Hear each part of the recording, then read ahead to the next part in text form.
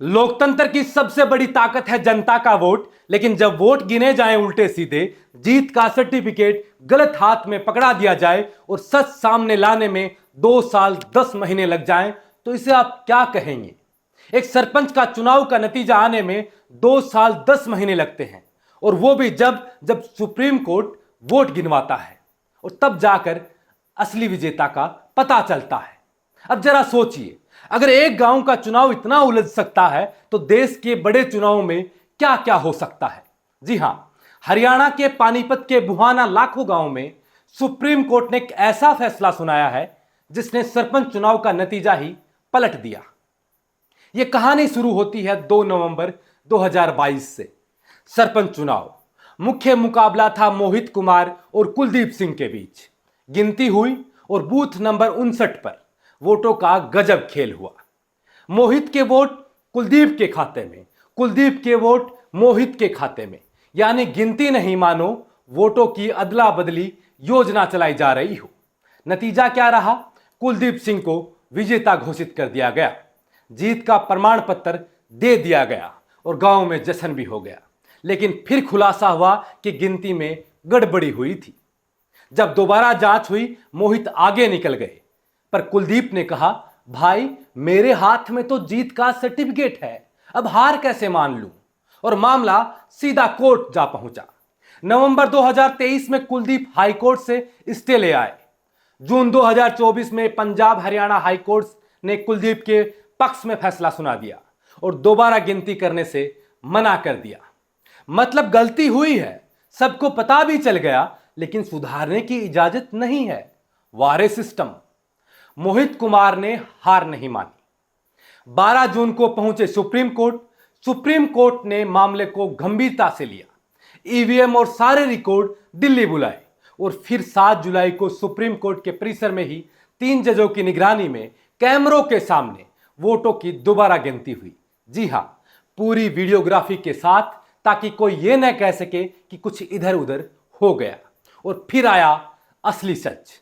Mohit Kumar 1051 vote, Kuldeep Singh 1000 vote, यानी मोहित कुमार 51 वोटों से विजेता हो गए। 11 अगस्त 2025 को सुप्रीम कोर्ट ने मोहित कुमार को आधिकारिक तौर पर सरपंच घोषित कर दिया और जिला प्रशासन को आदेश दिया कि 2 दिन के भीतर शपथ दिलाओ। लेकिन सोचिए, इस सही नतीजे को आने में लगा 2 साल 10 महीने, करीब करीब 3 साल मान सकते हैं। गांव की तकदीर रोक दी गई, पंचायत का काम अटक गया और एक उम्मीदवार को जीत के लिए कितने दिनों अदालतों के चक्कर काटने पड़े। यह सिर्फ मोहित कुमार की जीत नहीं है, यह सच्चाई की जीत है। लेकिन लोकतंत्र में अगर सच को सामने आने में 1030 दिन लग जाएं, तो क्या यह सिस्टम जनता के साथ न्याय कर रहा है? क्योंकि यहां गलती सिर्फ वोट गिनने में नहीं हुई, गलती हुई है उस सोच में जो कहती है कि गलत को भी सही मान लो जब तक कागज कह रहा है।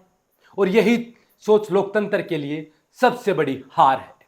याद रखिए, विपक्ष के नेता राहुल गांधी महीनों से कह रहे हैं, हर चुनाव में कह रहे हैं, और अब तो बड़ा खुलासा कर दिया है, वोट चोरी हो रही है, चुनाव आयोग पर भरोसा नहीं किया जा सकता, ईवीएम पर सवाल उठा रहे हैं। देश के कई हिस्सों में विपक्ष ईवीएम की पारदर्शिता पर सवाल उठा रहा है। और अब हरियाणा के इस गांव का केस इन सवालों को और गहरा कर देता है, क्योंकि यहां तो गिनती ही उल्टी हो गई। जो जीत रहा था उसे हरा दिया गया, जो हार रहा था उसे जिता दिया गया था। यह सब ईवीएम से हुआ। और अगर सुप्रीम कोर्ट तक यह मामला न जाता तो मानो सच कभी सामने ही नहीं आता। तो क्या लोकतंत्र अब सिर्फ वोट डालने का नाम है, या फिर असली लोकतंत्र अदालत की चौखट पर मिलता है? और अगर एक गांव का चुनाव इस तरह पलट सकता है, तो सोचिए बड़े चुनाव में गड़बड़ी साबित करने के लिए कितने साल, कितने केस और कितने सबूत लगेंगे। मोहित कुमार की जीत सिर्फ एक गांव की जीत नहीं है, यह हर उस वोटर की जीत है जिसे भरोसा है कि उसकी आवाज मायने रखती है। लेकिन यह केस हमें यह भी याद दिलाता है कि वोट की गिनती में अगर पारदर्शिता नहीं हो तो लोकतंत्र सिर्फ एक दिखावा है। और यही वजह है कि आज गांव से लेकर संसद तक वोट चोरी की गूंज सुनाई दे रही है। इस वीडियो को लेकर आपकी जो भी राय है कमेंट कर आप जरूर बताएं। आप देख रहे थे बोल हिंदुस्तान, मैं अजय कुमार। नमस्कार।